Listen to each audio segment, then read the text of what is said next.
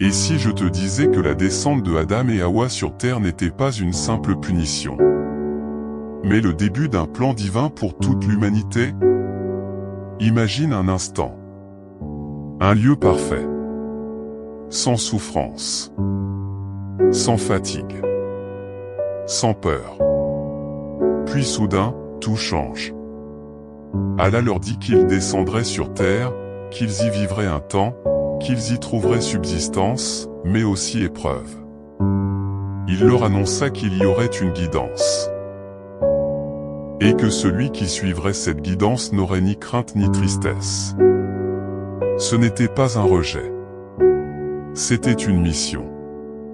La terre allait devenir le champ du test. Le lieu du repentir. Le chemin vers le retour. Et la phrase d'Allah résonne encore aujourd'hui pour nous. Descendez d'ici. Vous serez ennemis les uns des autres. Sur la terre, il y aura pour vous séjour et jouissance pour un temps. Puis, quand ma guidance vous viendra, celui qui la suivra n'aura rien à craindre et ne sera pas attristé. Ce message ne concernait pas seulement Adam et Hawa. Il te concerne toi aussi. Alors, que signifie vraiment cette descente?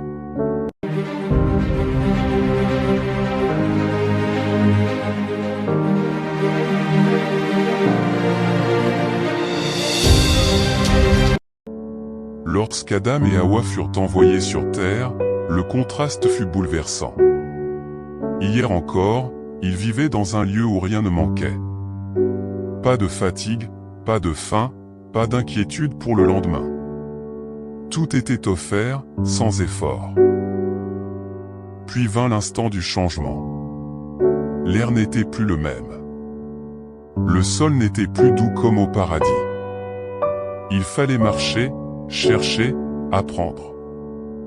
On peut imaginer Adam regardant autour de lui et disant « Hawa, voici donc la terre qui nous a été annoncée. » Et elle, ressentant la fragilité nouvelle de leurs conditions, nous devrons travailler pour vivre. Du confort, ils passèrent à l'effort. Du don immédiat, à la patience. Adam dut apprendre à cultiver, à semer, à attendre la récolte. Hawa découvrit la réalité de la fatigue et de la responsabilité.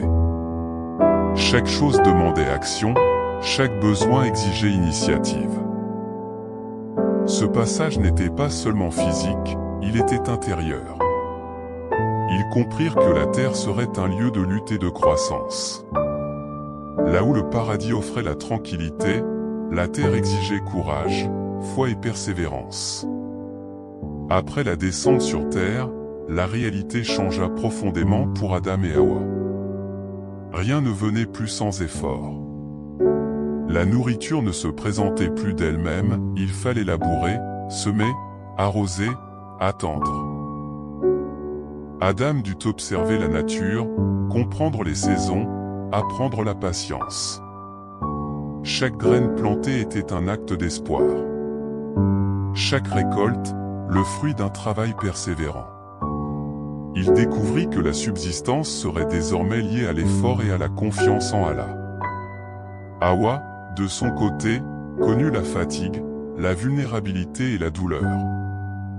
La maternité, la responsabilité d'élever des enfants dans un monde nouveau, l'incertitude face à l'avenir.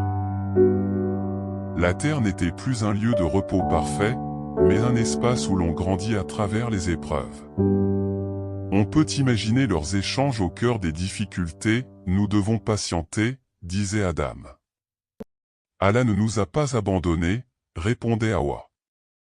Ainsi, la vie terrestre devint un test continu. Non pour écraser l'être humain, mais pour révéler sa foi, sa gratitude et sa constance. Chaque effort devint une adoration, chaque difficulté une occasion de se rapprocher d'Allah. Selon certaines traditions, lorsqu'Adam et Hawa furent descendus sur terre, ils ne furent pas placés au même endroit. Chacun se retrouva seul, dans un monde vaste et inconnu. Après avoir toujours vécu ensemble au paradis, cette séparation fut une épreuve supplémentaire. Le silence remplaça la familiarité. L'immensité de la terre rendait la solitude plus intense. On peut imaginer Adam levant les yeux vers le ciel et invoquant « Ô mon Seigneur, ne me laisse pas seul dans cette épreuve ». Et Hawa, cherchant un signe, marchant avec espoir malgré l'incertitude. Cette distance n'était pas un oubli d'Allah, mais une sagesse. La séparation leur apprit la patience, l'attachement sincère et la confiance totale en la volonté divine. Puis vint le moment des retrouvailles. Après la patience, la joie. Après l'inquiétude, le soulagement. Leur réunion fut plus précieuse encore après l'épreuve. Ce passage enseigne une vérité profonde. Parfois, Allah sépare pour purifier, pour enseigner, pour élever. Et lorsque le moment est juste, il réunit d'une manière plus belle que ce que l'on imaginait. Même dans la distance et la solitude, la promesse d'Allah reste présente. Après les épreuves, la responsabilité la plus importante de Adam commença réellement, transmettre le message. Sur terre, il ne fut pas seulement père, il devint le premier prophète de l'humanité. Sa mission n'était pas seulement de survivre, mais de guider. Face à ses enfants, il ne transmit pas uniquement des connaissances sur l'agriculture ou la vie quotidienne, il transmit la foi. Il leur enseigna le tawhid, l'unicité d'Allah. Il leur rappela que leur descente sur terre n'était pas un hasard, mais une épreuve encadrée par la miséricorde divine. On peut imaginer Adam rassemblant ses enfants et leur disant « Adorez Allah seul ».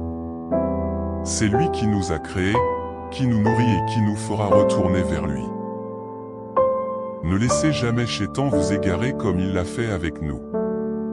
Chaque génération devait apprendre que la vraie réussite ne réside pas seulement dans la terre cultivée ou les biens accumulés, mais dans la fidélité au Créateur. Ainsi, la première maison sur terre devint aussi la première école de foi. À travers Adam, Allah établit un principe fondamental, l'humanité ne sera jamais laissée sans guidance. La lumière du tawhid commença avec lui et devait traverser les générations. Ainsi se termine le début de l'histoire. Ils ont été éprouvés, mais ils ont patienté. Ils ont été séparés, puis réunis. Ils ont travaillé, et ils ont transmis la foi. Leur descente sur terre n'était pas une fin. C'était le début d'un chemin vers Allah. Et toi? Reviens à Allah. Accroche-toi au tawhid. Et marche vers lui avec sincérité. Parce que l'histoire a commencé avec Adam. Mais elle continue avec toi.